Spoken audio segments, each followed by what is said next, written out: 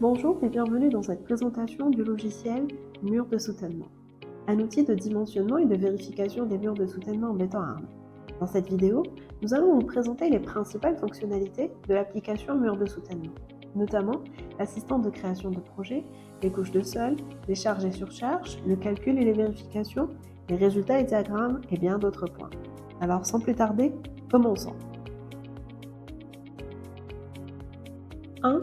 Assistant de création de projet. L'application Mur de soutènement possède un assistant de création de projet qui permet de renseigner les informations de géométrie du mur, de la semelle et du terrain, ainsi que le type de charge appliquée au mur. À partir de ces données, l'ouvrage est automatiquement généré.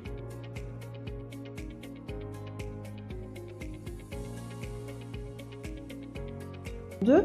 Paramètres généraux.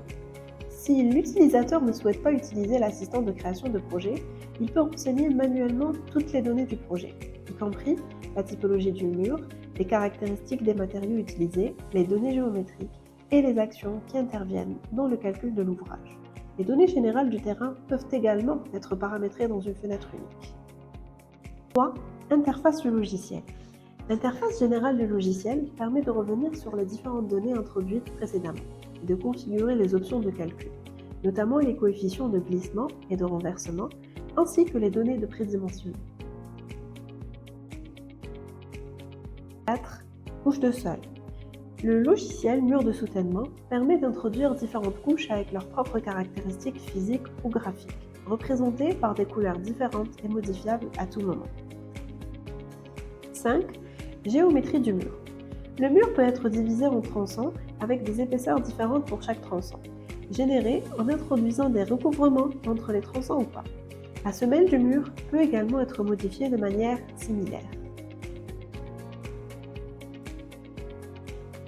6. Charges et surcharges. Les charges et surcharges peuvent être introduites à différentes cotes ou sur le couronnement du mur, et sont visionnables sur le schéma du projet. Les charges sur le terrain, telles que des routes ou des ouvrages voisins, peuvent également être représentées avec des charges de différentes typologies.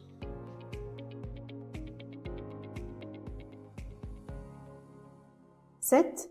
Calcul et vérification. Les vérifications dans le projet peuvent être consultées à tout moment du dimensionnement de l'ouvrage, permettant ainsi d'optimiser le calcul selon les exigences du projet. Une note de calcul détaillée est consultable et comprend les vérifications BAEL 91 et certains critères utiles. 8. Résultats et diagrammes.